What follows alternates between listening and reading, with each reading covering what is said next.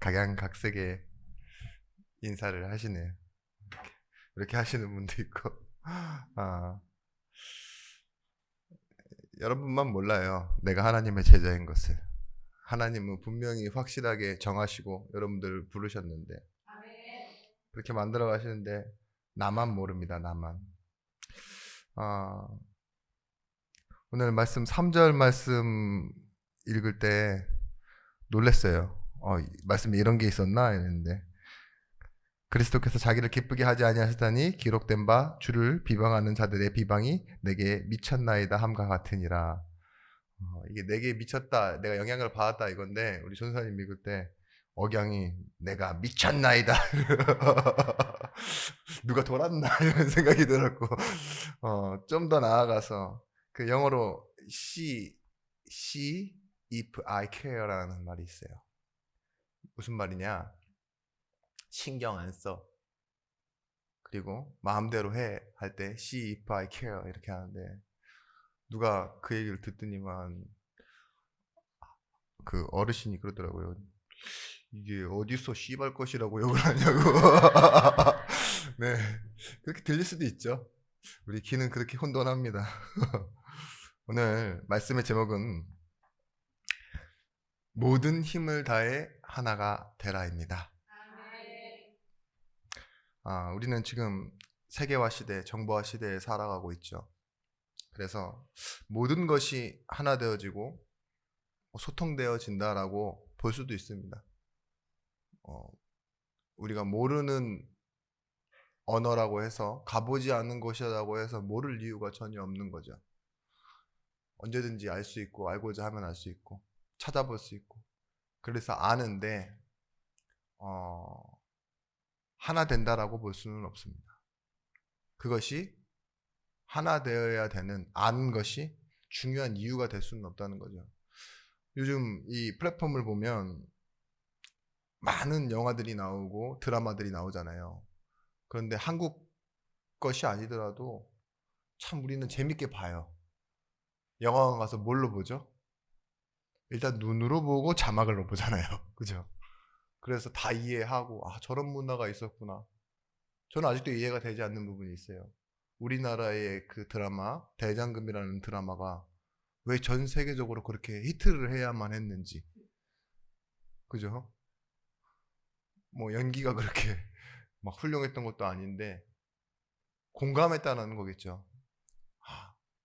정말 전혀 한 번도 봐보지 못한 문화에 대해서 그 이야기에 대해서 공감했다는 것일 텐데 어, 우리는 많은 것을 알아감에 있어서 요즘 나오는 문제 뭐냐 실제로 소통해야 되는 것에 대해서는 미흡하거나 아니면 너무 불안하다는 것입니다. 아이들이 요즘 다 핸드폰만 보고 있잖아요. 그것 때문에 부모님들이랑 대화도 없고 그래서 수많은 금쪽인들이 양산되어졌습니다. 유튜브를 보고 배운 단어, 언어, 뭐 욕, 행위 이런 걸 가지고 부모님한테 그대로 한 번씩 연습하고 화내고 학교 가서도 애들 괴롭히고 그죠? 어, 우리 삶에 실제하는 관계에서는요 어떤 것이 이유가 되어지고 어떤 것이 목적이 되어야 되겠습니까? 우리의 삶 속에서도 이렇게 여러 가지 이유와 목적이 있는데 여러분들은 삶 이전에 하나님의 자녀이고 지금 교회에 계십니다. 그런 우리가 받아들이는 하나됨이라는 단어는요, 세상이 외치는 하나됨이라는 그 의미와는 많이 다릅니다. 러시아와 우크라이나의 전쟁을 이렇게 우리가 보고 있잖아요. 그리고 뭐 세계 1차 대전, 2차 대전, 많은 전쟁사를 우리가 이미 봐왔습니다. 그런데 어떤 분이 그런 질문을 하셨대요. 성지순례를 갔더니 그 나라 사람들이 보기에 당신은 한국 사람이 아니냐. 남과 북으로 왜 나눠져서 싸우냐. 다른 나라들의 전쟁은 이해할 수 있다. 언어도 다르고 인종도 다르고 그러니까. 근데 당신네들은 말도 같고 뭐 조상도 같고 역사도 같다면서 왜 남북으로 나눠져서 싸우냐, 이해할 수 없다. 그렇게 얘기하니까 그 말이 이해가 되기는 하더라고요. 왜 그렇게 얘기하는지. 우리가 비슷하고 같다고 해서 하나가 될 수 있습니까? 그렇진 않죠. 남과 남의 싸움, 뭐 가족과 가족 안에서의 싸움, 뭐 이런 것이 있을 수 있는데 우리는 역사를 통해서도 봅니다. 우리 안에 가장 가까이 있는 사람, 나랑 관계된 사람들과 싸워요, 오히려. 그죠? 이 답을 우리는 이렇게 가지고 있어야 합니다. 지금 시대는 분열되고 또 단절된 시대와 개인들이라는 것입니다. 가정과 가문에서부터 우리의 문제가 시작되어집니다. 내가 아무리 성품이 좋고 뭐 이래도요, 태어날 때부터 우리는 번호표를 달고 나온다니까요. 첫째, 둘째, 셋째, 장남, 장녀, 차남, 차녀, 막내, 이런 꼬리표가 붙어요. 왜 하나 될 수 없느냐? 그런 꼬리표 때문이 아닙니다. 우리는 세상을 잘 모르기 때문입니다. 특히 뭘 모르냐? 영적인 세계를 잘 몰라요. 지금도 사회라는 조직에서 부적응자, 아직 적응하지 못한 미적응자들이 많은데요. 교회도 마찬가지입니다. 교회에 미적응자들, 부적응자들이 있어요. 그 이유가 뭐냐? 복음을 잘 몰라요. 사람들이 그러니까 교회에 와서 교회를 잘 모르기 때문에 하는 말이 뭐냐? 차라리 이러면 사회나 세상 사람들이 더 낫다. 이런 말을 한다니까요. 요셉 때 그 시간표를 보시면요. 뭐예요? 다 가족인데도 불구하고 어머니가 다르다는 이유는 뭐야죠? 그리고 누가 더 사랑받는다. 뭐 이런 것 때문에 뭐예요? 팔아버리잖아요. 그런 것처럼 우리도 지금 여러분들의 가정은 평안하느뇨? 우리가 보면 우리 가정도 평안하지 않아요. 많은 문제에 얽혀 있고 우리 가정 또한 많은 비교선상에 올라설 때가 있습니다. 그리고 국가 문제와 조직적인 문제를 한번 보십시오. 무슨 일이 일어날 때마다 선동하는 일이 벌어지고 그 문제를 기다렸다는 듯이 딱 답을 내놓는 것처럼 하면서 위기감을 조성하고 다수주의로 가고 그게 뭐예요? 결국은 편가르기잖아요. 그래서 하나 될 수 없는 거예요. 우리는 힘을 가지면 자기 편을 만들어야 되고 내 자리를 만들어야 된다. 라는 것이 성공으로 알고 있습니다.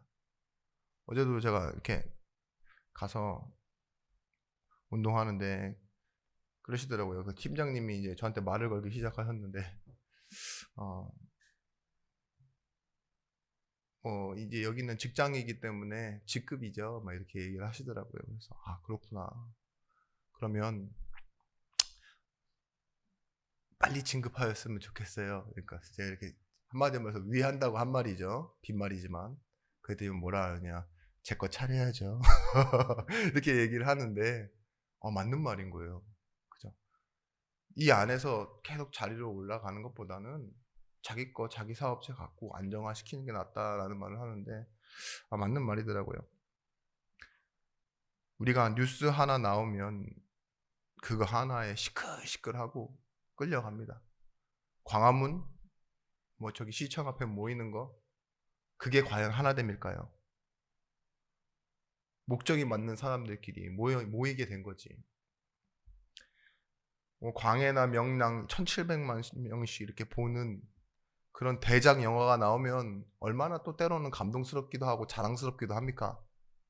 근데 그런 걸 봤다고 해서 안 봤다고 해서 혹시 하나 된 게 아닙니다. 아시죠? 희망은 생길 수 있습니다. 그런데 그 희망이 우리의 삶에 지속되거나 우리의 삶을 바꿀 수는 없습니다. 시대의 문제입니다. 통합, 연합 이렇게 같이 가자고 말해요. 그러면서 인정해 줄 것은 다 인정해 주는 것처럼 보이는데 결국은 뭐 하느냐? 중요한 본질을 빼앗아 가요. 더 중요한 게 있다라고 얘기하면서, 그러면서 뭐 얘기하죠? 차별금지법 만들어서요. 그걸 말하는 사람들은 차별하지 마라 하면서 오히려 막았어요. 다니엘 시대 때도 어땠습니까? 왕에게 이 절하는 것 외에 다른 신에게 절하지 말라 이렇게 얘기하고, 그래서 뭐예요? 결국은 그가 앞서 매일 행하고 있던 일들을 하지 못하게 만들었잖아요. 왕을 신으로 만든 대신 왕이 아닌 다른 신께 기도하면 죽이고자 한다. 그래요. 지금 우리가 영적으로 보면 그렇습니다. 사단이 뭐 하고 있냐? 본질을 빼앗는 거예요. 다른 더 중요한 것이 있다고. 그 중요한 것 하나가 결국 뭐 하라고? 본질 놓치라고. 하나가 된다. 이 의미가 여러분, 오늘 여러분들에게는 조금 더 중요하게 다가오는 시간이 되었으면 좋겠어요. 영적인 존재. 우리가 영적인 존재죠. 근데 사단은 어떤 존재냐? 사단 또한 영적인 존재인데요. 처음부터 이 세상에 있을 때, 존재할 때 그 이름이 말 그대로 사탄이에요. 세이튼. 이간자, 회방자, 넘어뜨리는 자, 그리고 뭐라 그러냐? 분리시키는 자예요. 하나됨을 깨는 자라는 뜻이죠. 원래 우리는 하나님과 함께였고 하나였는데, 그것을 깨물로써 인해서 우리는 뭐예요? 죄 가운데 놓여지게 되어 있습니다. 그 상태를 보고 죄라 그래요. 하나님과 떠나가지고 분리되어져 있는 상태. 사단은 뭘로 이 세상 가운데서 분리시키느냐? 사람들을 계속 계급으로 분리시킵니다. 너는 이 계급, 나는 이 계급. 이념과 사상을 통해서 분리시키고, 다른 목적 내지는 서로의 다름이 공통점이 되어서 나눠지는 겁니다. 비슷한 사람들끼리 끼리끼리 모이고, 또한 서로 다른 특징, 사람이 가지고 있는 특별한 장애, 이런 걸로 구분시켜버려요. 그게 없는 곳이 어디냐? 교회입니다. 누구나예요. 하나님이 어떤 하나님이냐? 성경에서 이렇게 말하고 있습니다. 이사야 7장 14절 말씀에 임마누엘의 하나님. 이 말을 번역한 즉 주 하나님이 우리와 함께 계시다 합니다. 그 하나님이요. 어떤 하나님? 창조주이신 하나님이신데 피조물인 우리와 하나 되어 함께 계시는 분이시라고요. 그러면 우리가 가진 축복은 뭐냐? 하나님과 하나됨. 우리가 서로 하나됨.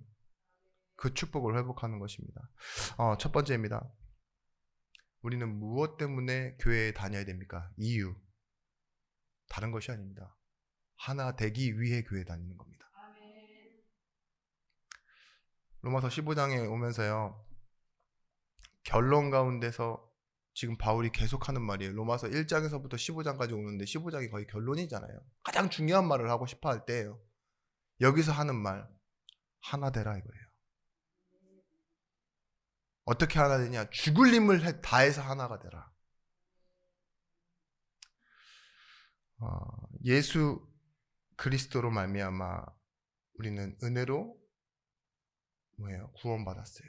죄에서 구원받고 다시 하나님과 함께하는 그 응답과 축복 속에 있게 되었습니다. 근데 우리가 예수 믿는 것에 대해서는 이제는 은혜로 믿었기에 더 이상 할 말은 없어요. 그런데 예수 믿는 것에 대해서는 은혜라고 했지만 교회에 나오는 것에 대해서는 저마다의 이유와 목적이 다 달라요. 누구는 문제 해결하려고 교회 나오고, 누구는 좋은 설교 들으려고 교회 나오고. 상황이 많이 달라져요.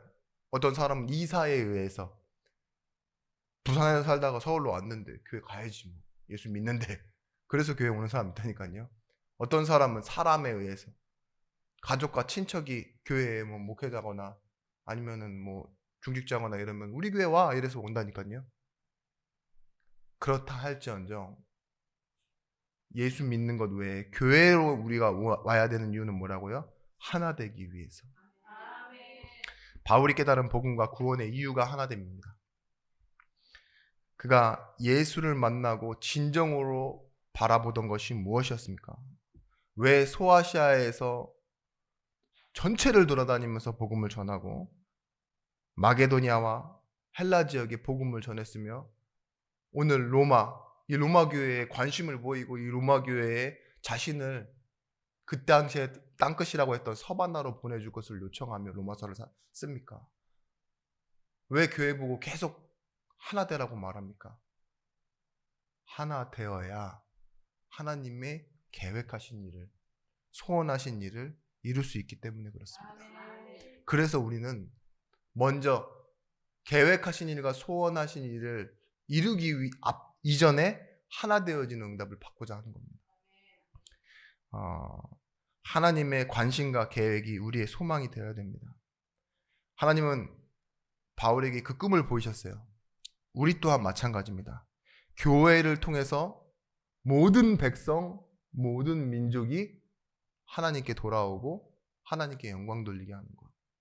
그게 교회의 목표입니다. 바울이 그래서 이 고백을 하죠. 빌립보서 3장 8절 말씀에 또한 모든 것을 해로 여김은 내 주 그리스도 예수를 아는 지식이 가장 고상하기 때문이라. 내가 그를 위하여 모든 것을 잃어버리고 배설물로 여김은 그리스도를 얻고. 내 자랑하던 것에 대하여 내가 이제는 뭐예요? 배설물로 여긴대요. 내 주 그리스도를 아는 것 외에는 아무것도 알지 아니하기로 작정했다 그랬어요. 왜 그럴 수 있겠습니까? 하나님의 관심과 계획이 소망이 되었기 때문에. 형제들아, 내가 그리스도 예수 우리 주 안에서 가진 바 너희에 대한 나의 자랑을 두고 단언하노니 나는 날마다 죽노라. 이 말이 뭘까요? 사람들이 말하는 자랑들이 있어요. 내가 어떻게든 나타내고 싶은 게 있다니까요. 근데 거기서 죽어지는 거예요. 여러분 그러실 수 있겠습니까? 자존심, 내 욕망, 내 자랑, 여기서 죽는데요. 무엇 때문에? 하나님의 계획 때문에. 이 안에 포함되어진 게 뭐예요? 하나됨을 위해서. 교회가 왜 하나 되어야 되느냐? 보좌의 축복을 누리는 곳이 교회예요. 세상의 힘, 세상의 논리, 이유를 누리는 것이 아니라 보좌의 축복. 그 보좌가 뭐냐? 성부 하나님, 성자 하나님, 성령 하나님이 따로입니까? 하나됨을 누리시는 거예요. 삼위의 하나님. 그렇죠? 우리가 기도할 때 예수 그리스도 이름으로 기도하면 누가 움직여요? 성령 하나님께서 그 말씀을 성취하신대요. 말씀은 뭡니까? 성부 하나님이시잖아요. 말씀을 이루시는 성령께서 움직이시는 거예요. 그래서 우리는 교회 안에서 먼저 뭘 누리느냐?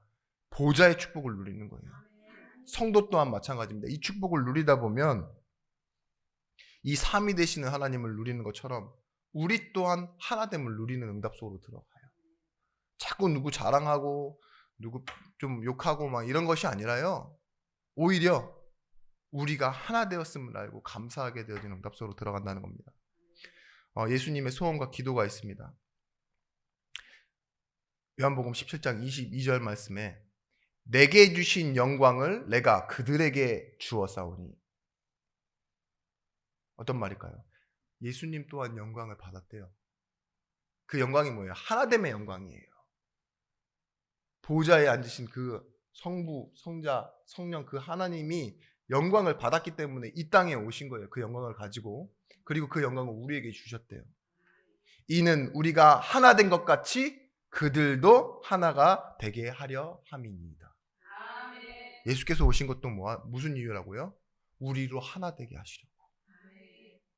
구원 받을 때마다 바로바로 데려가시면 얼마나 편합니까? 천국으로. 은혜라는 티켓을 사용해서 저 왔어요. 이러고 딱 구원받자마자 꼴까닥 하고 바로 천국 가면 얼마나 좋아요. 그렇지 않다니까요. 이 땅 사는 동안 우리가 누릴 축복이 뭐냐? 하나됨이에요. 하나됨. 여러분 형제가 하나 되어 연합하는 것보다 기쁜 일이 없습니다. 하나님 보시기에요. 여러분 가족들 중에 내 자녀들이 하나 돼요. 계속 하나 돼요. 문제가 있건 좋은 일이 있건 하나 돼요. 그럼 얼마나 좋겠습니까? 근데 맨날 싸워요. 누구는 잘났다고 싸우고 누구는 더 못났다고 싸우고 돈 가지고 싸우고 그래봤자 그 평균인데 그죠? 어떤 분 평균보다 못할 수도 있고 막 발에서 꼴찌들끼리 싸우잖아요 맨날. 그럼 어떻겠어요? 바울이 교회 안에서 싸우는 일을 계속 보게 됩니다. 이 서신서에 보시면은 그죠? 서로의 다름을 가지고 이방인과 유대인이 싸우고 교회 안에서 누구는 전통을 따지면서 싸우고 우리는 새 가족이라고 싸우고 그죠? 헬라 문화를 가지고 싸우고 누구는 많이 알고 있었고 오래 했다고 싸우고 우리는 새로 시작하는 거니까 개혁해야 된다고 싸우고 그죠? 교회는요 하나 되고 나서야 진짜 시작하는 것입니다. 진짜를 시작하려면 하나가 되어야 돼요. 죽을 힘을 다해서 하나가 돼야 됩니다. 교회는 그런 곳이 교회입니다. 두 번째, 그래서요 약한 자의 약점을 담당하고 자기를 기쁘게 하지 아니할 것이라 이렇게 말해요. 교회는 어떤 곳이라고요? 하나 되어지기 위해서 약한 자의 약점을 담당하고 자기를 기쁘게 하지 않는 것. 오늘 1절 2절 말씀 그렇습니다. 믿음이 강한 우리는 믿음이 약한 자의 약점을 담당하고 자기를 기쁘게 하지 아니할 것이라. 우리 각 사람이 이웃을 기쁘게 하되 선을 이루고 덕을 세우도록 할지니라. 여기서 1절 말씀에 믿음이 강한 우리는이라는 말이 있어요. 믿음이 강하고 약하고 이 차이를 뭘로 두고 있느냐? 강하기 때문에요. 작은 문제 내지는 있어도 되고 없어도 되는 문제에 넘어지지 않아요. 그거 신경 쓰지 않는다고요. 그런 게 뭐예요? 날의 문제, 먹는 것의 문제, 할례 문제였어요. 자, 여기 계신 여러분들 누가 이제 막 교회 욕을 막 해요. 저기 교회 가면 이상한 사람 있다. 사기꾼 집단이다. 막 이런 말 들어요. 그러면 믿음이 강한 사람과 약한 사람을 어떻게 구분할 수 있겠습니까? 거기에 흔들려서 안 나오는 사람이 믿음이 약한 사람이에요. 그죠? 강한 사람은 어떤 사람이에요? 흔들리지 않는 사람이죠. 이래도 되고 저래도 되고 야 니도 구원받아라 이런 사람 있죠. 그런 사람이 믿음이 강한 사람인데 바울은 지금 어떤 대상에게 얘기하고 있어요? 믿음이 강한 우리라고 했어요. 나도 강한 사람이다 이거죠. 근데 거기에 마땅히 의무가 있대요. obligation. 그게 뭐냐? 약한 자의 짐을 담당하는 게 의무다 이거예요. 책임이다 이거죠. 우리는 조금이라도 더 가지고 있으면요, 우리 자신이요 좀 더 드러나는 일을 선택을 합니다. 왜 여러분들이 명품백, 명품 코트, 좋은 차 이런 거 타려고 하는 줄 아세요? 남과 다름을 조금이라도 구별하고 싶어서 사치를 통해서라도 내가 남과 달라요 이 정도로 조금 더 특별해요 라는 걸 말하고 싶어서 그렇게 하는 거예요. 여러분 여자분들도 그렇잖아요. 외모, 뭐 나이 막 이런 거 왜 계속 신경 쓰는 줄 아세요? 내는 이 정도 나이 뭐 부모 이런 거 다 드러나는 게 얼굴이라고 생각하니까 지금 현재 상황을 드러내는 게 얼굴이라고 생각하니까 집안에는 바퀴벌레가 100마리 기어다니더라 할지라도 나는 오늘 뭐예요? 가장 아름다움을 나타내겠어 이런 거 있잖아요. 조금만 권력 있으면 과시하고 싶고 약한 사람을 억누르고 싶어하는 게 사람의 본성이라니까요. 무시하는 마음 생기고 내가 조금 먼저 알았다고. 그 학원 선생님들이 공부해야 될 부분들 있잖아요. 옛날부터 막 이렇게 커리큘럼 가지고 공부해서 그런 건 다행이지만 모르는 거 있으면 어제 알았어요. 어제 미리 예습하고 이래가지고 온단 말이에요. 근데 모르는 사람 보면은요 인생을 걸고 무시한다니까요. 지도 어제 알아놓고서 그렇게 되는 걸 볼 수 있어요. 저도 요즘 그래요. 누가 뭐 물어봤는데 모르면 나 몰라 이러고 네이버 바로 찾아보고 이거네 이렇게 말하면은 되게 간편해요. 근데 그 자리에서 막 어떻게든 생각하고 막 모르는 거 인정 안 하고 그럴 수도 있지 이러다가 나중 가서는 이제 찾아보고 나오면은 막 괜히 머쓱해하고 화낸 사람도 별거 아닌데 무시하고 막 이런 거 보게 되는데요. 아, 여러분 힘을 가진 자, 강한 자라는 건 뭐예요? 이러한 강력한 본능을 누를 수 있는 사람이 힘을 가진 자, 믿음이 강한 자라고 하는 겁니다. 연약한 자의 짐을 함께 짊어짐으로써 드러내는 함께 가는 그 사람이 강한 사람이라고 지금 바울은 말하고 있는 거예요. 그래서 받아주라 이러잖아요. 약한 사람이 못 먹으면 옆에서 같이 먹지 마라 이렇게 얘기하는 거예요. 그 사람의 영혼을 위해서 사랑하는 마음으로 같이 먹지 말고 시험에 들게 하지 마라 이랬어요. 혹시 먹고 있으면 묻지 말고 그냥 먹어라 이거예요. 강하니까. 근데 여기저기 휘둘리는 사람은 뭐예요? 약한 자의 짐을 짊어질 수 없는 사람이에요. 여기에 포함되어지는 말이 뭐였냐? 비판하고 정죄하지 마라. 그게 강한 자가 힘을 가지고 해야 할 일이라고 말하고 있어요. 여러분 로마서 1장 17절, 에베소서 2장 8절 말씀 예수께서 하신 일이 나옵니다. 그리스도께서 자기를 기쁘게 하지 아니하셨나니 이 3절 말씀처럼요.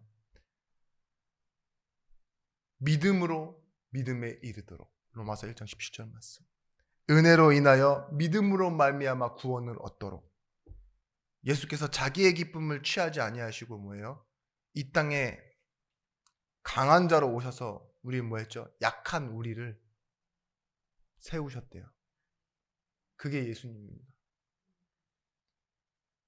로마서 5장을 빗대어 얘기 드리면 이렇게 나와 있죠. 우리가 아직 연약할 때, 아직 원수되었을 때, 아직 죄인이었을 때 뭐 하셨다고요?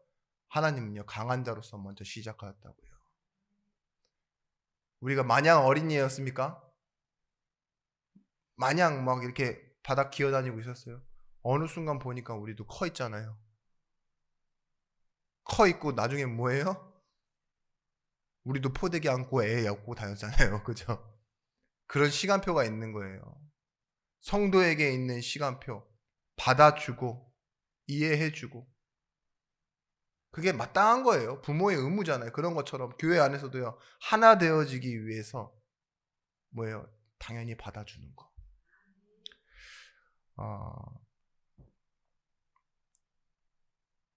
시편 69편 9절 말씀에 주의 집을 위하는 열성이 나를 삼키고 주를 비방하는 비방이 내게 미쳤나이다. 성전 청소를 하시는 예수님의 말씀에 제자들이 떠오른 말씀이에요. 왜 예수님이 성전 청소를 하셨죠? 이방인의 뜰이, 아이들의 뜰이, 기도하는 뜰이 뭐가 돼 있어요? 자기를 세우고 자기를 기뻐하는 일로 가득 차 있는 거예요. 돈 받고 팔고 바꾸고 끼리끼리 모여 있고 이익을 위해 가고 있는 거예요. 세상과 다를 것이 없는 거죠. 근데 청선이 청소되면 뭐가 생겨요? 아이들이 뛰어놀 약한 사람들이 있는 곳이 생기는 거예요. 교회가. 진짜 교회가 뭐가 생기느냐? 이방인, 예수 모르는 사람들도 와서 쉴 수 있는 뜰이 되어지는 거예요. 그리고 복음 아는 사람들이 뭐 할 수 있는 곳? 기도할 수 있는 곳.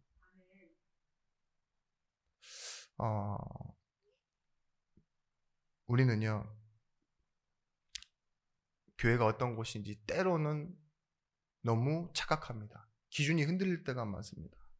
베드로전서 2장 21절 말씀, 이를 위하여 너희가 부르심을 받았으니 그리스도도 너희를 위하여 고난을 받으사 너희에게 본을 끼쳐 그 자취를 따라오게 하셨느니라.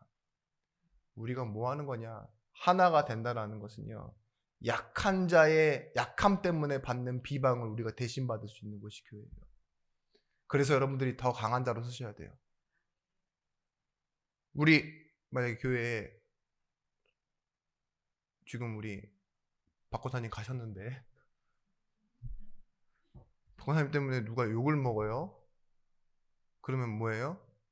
그게 내가 받는 욕이 돼야 돼요.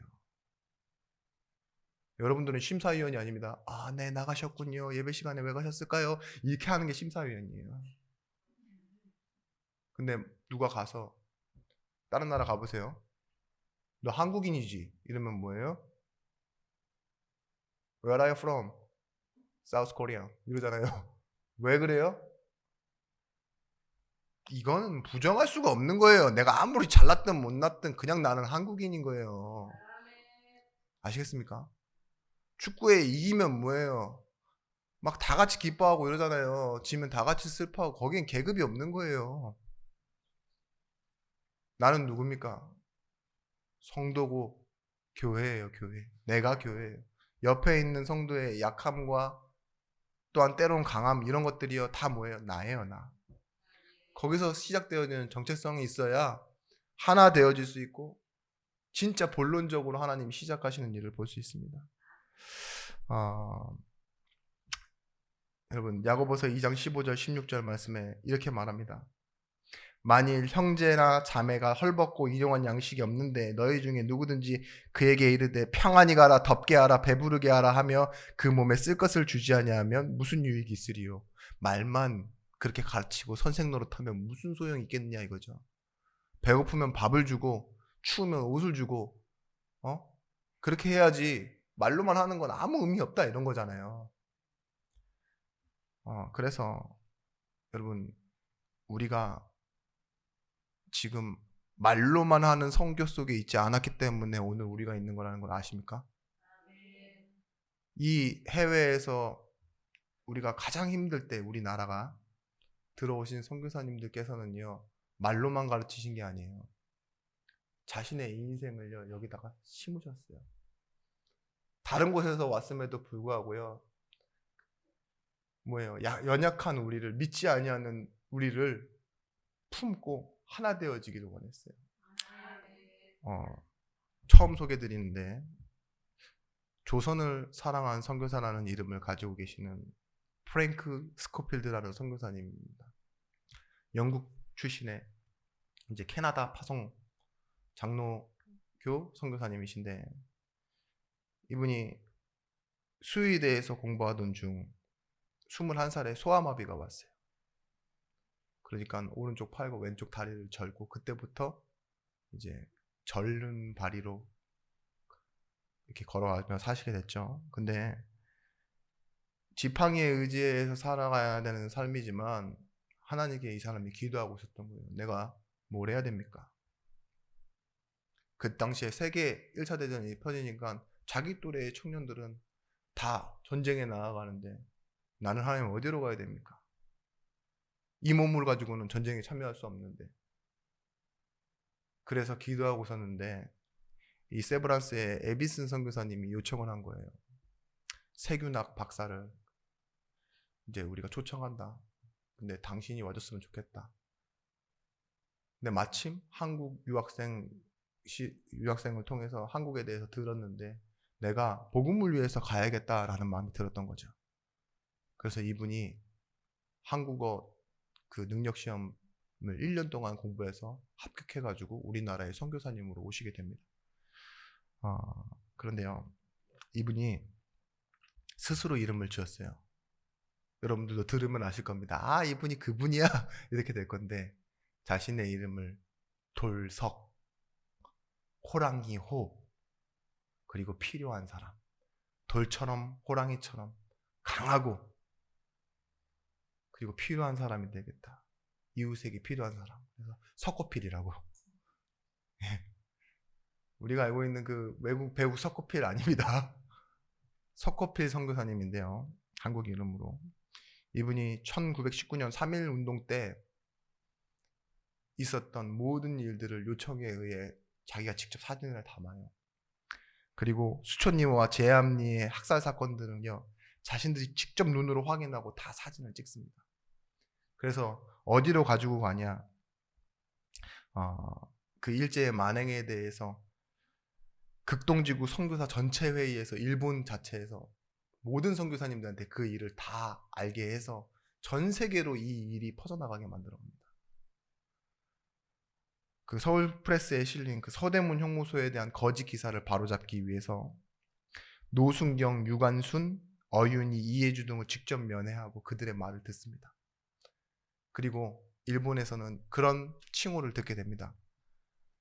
아주 가장 과격한 선동가. 1920년 추방됐어요, 결국은. 그런데 한국을 떠나던 날 자신이 촬영한 그 사진들을 다 굽 밑에, 그리고 자신이 감고 있던 그 팔의 분대 안에 뭐라고 썼냐, 끌 수 없는 불꽃이라는 그 글을 가지고 자신이 있던 곳으로 돌아가요.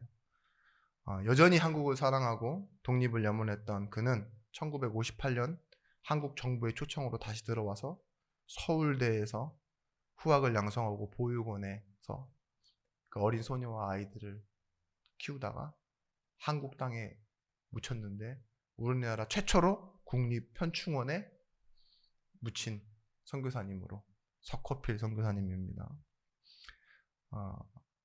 여러분, 하나님이 한 사람이잖아요. 근데 그런 사람이 여러 명 있었지만 이 사람을 역사 가운데 밀어 넣으시는 거예요. 장애인이었던 그를 뭐예요? 우리나라 역사 가운데 연약한 사람들 가운데 밀어 넣으시는 거예요. 그리고 뭐가 되어지게 하셨어요? 그도 교회지만 그 연약한 사람들로 인해서 교회되게 하셨어요. 그분이 막 과격한 행동을 하고 세상에 막 널리 알리고 막 이런 것이요, 결국은 뭐예요? 교회를 세우기 위한 일이었다니까요. 민족의 젊은이들에게 뭘 가르쳤어요? 정의를 가르친 게 아니에요. 예수 믿어야 되는 이유를 가르쳤다. 그것으로 인해서 뭐가 바뀌었어요? 우리는 미미한 어디 역사에는 기록되어지지 않는 부분이지만, 짜투리지만 실제 있었던 일이라니까요. 표면적으로는 밝힐 수 없는 국가에서는, 그렇지만 교회는 알고 있어야 되는 뭐예요? 선교사와 교회의 여정이 그렇다는 것. 실제 행인 거예요. 말로만 배부르게 하라, 따뜻하게 하라, 좋은 설교를 들으세요, 기도하세요, 이게 아니라 뭐예요? 실제 약한 자를 돕고 하나 되어지는 그 응답 속으로 들어가니 뭐예요? 민족도 변하는, 역사가 변하는 일들이 일어났다는 겁니다. 우리는 하나님의 은혜를 아는 사람일 뿐만 아니라 이제는 뭐예요? 우리가 누리고 뭐예요? 이 옆에 있는 사람들과 함께 하나 되어 확인하는 응답을 누리는 교회가 되어야 됩니다. 세 번째입니다. 다른 사람을 세우는 곳에 온 힘을 다해야 됩니다. 그게 뭐냐? 교회가 무엇인지를 안다라는 뜻으로 원네스예요. 광야를 통과하는 이스라엘 백성들이 뭐예요? 가나안에서 받은 응답, 원네스입니다. 원네스. 저 같으면 그 광야에서 희망이 없을 것 같아요. 꼬라지를 보니 출신도 다 나랑 똑같고, 그죠? 그 중에 뭐 개중에 외모는 좀 다르겠지만 다 배운 것도 없이 다 노예가 노예예요. 자녀들은 얘기했겠죠. 야, 아버지 뭐 하시노? 이러면 광야에서 죽었습니다. 이러겠죠. 다 똑같잖아요. 한 곳에서 부모를 잃은 자녀들. 그렇지 않겠어요?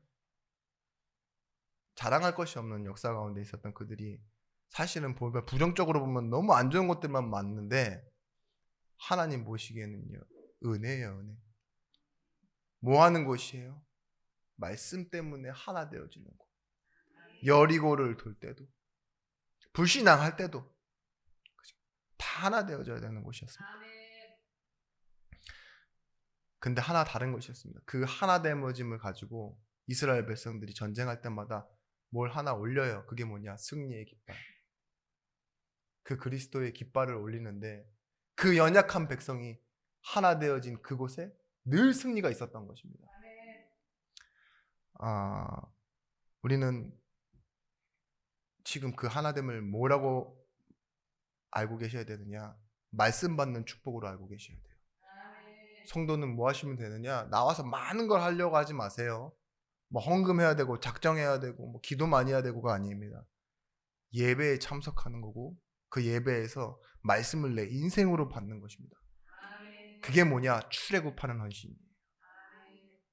내 인생에서 해방되어져서 나오는 헌신이라니까요. 문설주에 피 바르듯이 여러분들 하는 것이 뭐냐? 오늘 말씀 받으시는 거예요. 그게 희생 제사입니다. 기독교 자유주의 사관으로 세워진 미국 육군 사관학교에서 입학식 때 어떤 일이 일어나는지 아십니까? 여러 명이 떼거지로 몰려와가지고 막 구타를 해요. 그리고 막 자고 있는데 막 물을 부어버리고 끌어내서 바닥에 내팽개쳐버리고 막 쓰레기를 막 그 사물함 간물대에 다 집어넣어버리고 담배꽁초를 총구에다 집어넣어버리고 그런다니까요. 미국 자유주의를 보장하고 인권을 지키기 위해서 군인에게 요구되어지는 것은 무엇인가? 이 질문에요. 그들은 이렇게 얘기합니다. 네 자유와 네 인권을 포기하지 않으면 미국의 자유와 인권을 지킬 수 없다 이거예요. 희생이에요, 희생. 일부러 그런 행동을 한대요, 선배들이. 너가 지켜야 될 것은 네 편리와 평안함이 아니야. 그런 것을 가지고 하나 되어지는 게 아니야. 네가 희생해야 그 자유와 인권을 지켜줄 수 있어 이거예요. 여러분, 우리도 마찬가지입니다. 여러분들의 시간적인 희생, 경제적인 희생, 그리고 진짜로 교회와 하나님 나라를 위한 여러분들 개인의 인생을 담은 정말 그 일상 속에 희생이 없다면 여러분들은 또 말로만 하고 있는 거예요. 그냥 예수 이름 들먹여서 복받을 사람, 예수 이름 말하고 사는 사람들이 어느 순간 이렇게 뭐 행운, 우연이라고 찾아오는 그런 순간처럼 우리도 그런 막연한 시간표를 기다리는 사람 돼야 되는 겁니다. 여러분 이 육군사관학교 이런 얘기를 들으면요, 뭐가 승리냐? 전 봤을 때 개념 자체가 승리라고 봐요. 그런 개념 자체를 가지고 훈련에 임하고 그렇게 시작하잖아요. 우리 교회도 뭐가 되어야 되느냐? 오직 그리스도를 위하여, 오직 하나님 나라를 위하여. 그런데 우리 때문에 뭐가 살아나느냐? 당연히 뭐예요? 거룩한 씨 그루터기 후대가 살아나야 되잖아요. 여러분의 지금 있는 그 불편함이, 조금 못마땅한 그 일과 약한 사람과 하나됨이 결국은 뭐냐? 후대를 살리는 중요한 일에 쓰임받게 될 줄 믿습니다. 여러분, 전도, 선교 이 말씀에 대한 근거가 뭐냐? 신명기 32장 43절 말씀에 너희 민족들아 주의 백성과 즐거워하라 라는 내용이 있어요. 그 말이 뭐예요? 너희 민족은 지금 이방인을 말하고 있는 거예요. 근데 누구와? 주의 백성과 즐거워하래요. 하나님은 이 구약 시대에도요, 이스라엘 백성들을 택했지만 이방인을 향한 계획을 갖고 계셨어요. 로마서 15장 11절 말씀에 또 모든 열방들아, 열방은 모든 사람들을 가르치는 겁니다. 이방인을 포함한 다 종교인도 포함입니다. 주를 찬양하며 모든 백성들아 그를 찬송하라 하였으며, 시편 117편 1절 말씀에 모든 나라들아 여호와를 찬양하며, 그날에 이새의 뿌리에서 한 싹이 나서 만민의 기치로 설 것이요 열방이 그에게로 돌아오리니 그가 거한 곳이 영화로우리라. 1절에는 가지로 나와 있어요. 왜냐하면 예수님은 다윗의 가지잖아요, 사실은. 후손이니까. 근데 10절 말씀에는 뭐예요? 영적으로 하나님의 예수님이 어떤 분이시라고요? 이새의 뿌리에 계신 분이라고. 사실은 이새를 낳게 하신 분. 그래서 성결의 영으로는 뿌리신 거죠. 근데 열방이 돌아오니, 돌아와서 하나님께 소망을 받고 살 것이다. 이 말은 뭐죠? 하나님께 소망 얻은 자는 교회로 산다는 말이에요. 하나님은 그것을 지금 기다리시고, 또한 기다리실 뿐만 아니라 뭐 하신다고요? 직접 성취하고 계십니다. 결론은 이렇습니다. 우리가 깃발을 들어야 됩니다. 우리의 영적인 싸움은 내 자신의 한계를 넘어서는 것이 영적 싸움 아닙니다. 돈을 버는 것도 아니고 고통을 없애는 것도 아니고 미래의 불안을 해결하는 것이 영적 싸움이 아닙니다. 우리는 뭐 하는 것이냐? 내게 어떤 문제가 생긴 것과 상관없이요, 우리 삶 속에서요 여호와의 깃발을 드는 거예요. 승리의 깃발을. 전쟁에 나가서 길을 들고 있는 사람은 불편하죠. 총도 못 들고 방패도 못 들고 뭐 그렇겠죠. 깃발을 들고 있는데 이 깃발 드는 것 때문에 뭐가 생겨요? 하나 되어짐이 생겨요. 피아를 구분하게 되어지는 거예요. 피부색도 다르고 말도 다른 사람들이요, 군복도 다르게 입었어요. 근데요, 뭘 보고 싸우는 줄 아세요? 나중 가서는요, 깃발 들고 싸워요. 그쪽으로 다시 모이라 그러면 다시 모이고, 후퇴하라 그러면 후퇴하고, 전진하라 그러면 전진하고. 그게 뭐예요? 승리의 깃발이에요. 교회가 그리스도의 깃발을 들어야 됩니다. 뭐 문제와 환경 때문에 나중에 들게요가 아니라 지금 드셔야 돼요.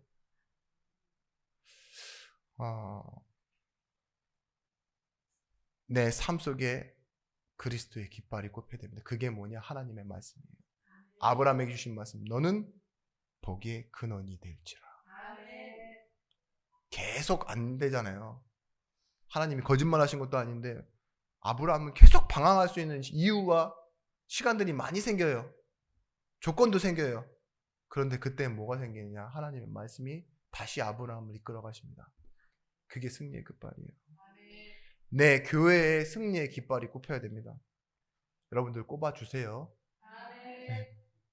자꾸 뽑는 사람 있어요. 네. 그것이 뭐냐? 내 축복이 어디서 시작되는 줄을 반드시 알고 계셔야 돼요. 사람을 통해서가 아닙니다.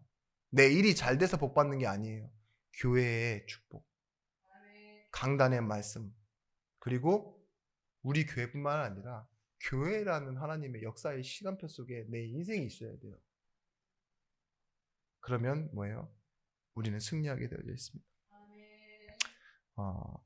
그리고 우리의 삶의 모든 순간과 선택에 그리스도의 깃발이 올라가야 됩니다. 그게 하나님께 영광 돌리는 거예요. 우리가 알고 있는 존 워너메이커나 링컨이나 뭐 강철왕 시부 요즘 현대인들 보시죠. The Lord is my banner. 이게 무슨 뜻이냐? 여호와는 나의 깃발 되십니다. 구약말로는 뭐예요? 여호와 니시, 승리의 깃발. 이걸 들 때요, 우리는 하나님의 말씀을 앞세우고 나가는 증인이 되어지는 겁니다. 내가 싸우는 것이 아니라 누가 싸워요? 하나님의 말씀이 승리하게 되어지는 것입니다. 전도와 선교라는 실제 영적 싸움을 시작할 때요, 우리는 후대를 향한 도전이 되어지는 것입니다. 민족을 향한, 미래를 향한 도전이 시작되어지는 것입니다. 예수는요, 우리를 세우시기 위해 보좌에서 내려오셨습니다. 우리를 죄 가운데서 이끌어내어 교회 가운데 세우시기 위해 보좌에서 내려오신 것입니다. 재림을 무엇이라고 하죠? 예수님이 다시 오세요? 그게 아니에요. 우리 가운데 함께 계시다가, 그죠? 교회 가운데 계시다가 뭐예요? 어느 날 시간표에 심판주로 우리 가운데서 서시는 거예요. 그러기 위해서 우리가 진짜 누려야 될 축복은 뭐냐? 하나 되어짐입니다. 오늘도 여러분, 믿음이 강한 여러분들은 믿음이 약한 자의 짐을 대신 지시고 하나됨의 응답 속으로 들어가시길 바랍니다. 그 하나됨의 응답은 어디서 나오냐? 보호자의 축복. 그 하나됨을 누리는데 여러분들의 인생이 힘이 없어지느냐, 빼앗기느냐, 나눠야만 되느냐, 그게 아니에요. 응답받아야 할 이유가 생기는 거예요. 내가 믿음으로 살아야 되는 진짜 참된 도전이 시작되어지는 겁니다. 막 자리에서 올라가 내가 높아지는, 나를 기쁘게 하는 그 꼭지점에 서지 마시고 뭐예요? 그리스도가 함께하는 그 자리에, 그 시간에 여러분들이 계시길 바랍니다. 기도하겠습니다. 하나님, 도망만 하는 제자들을 세워 사도로 삼으시고 귀신을 내어 쫓는 권세를 주시며 전도도 주시고 전도를 하게 하시고 병든 자를 낫게 하며 치유하게 하신 하나님, 그리고 그들로 하여금 교회를 세우신 하나님께서 오늘 우리 예준교회 모든 성도들과 함께 하시길 원합니다. 약한 자를 세우는 강한 자의 믿음을 허락하여 주시옵소서. 우리가 말씀 받고 돌아가는 우리에게 따로 나올 힘이 없사오니 보좌에서 임하는 성령의 충만함의 힘을 허락하여 주시고 힘으로 능력으로 되지 않는 일을 하나님의 영으로 되어진다는 사실을 믿고 나아갈 수 있는 담대함을 허락하여 주시옵소서. 이 예배가 끝난 이후로부터 우리 삶에 시작되어지는 모든 곳에서 교회의 축복과 응답이 있기를 원합니다. 주 예수 그리스도의 이름으로 기도드렸습니다. 아멘.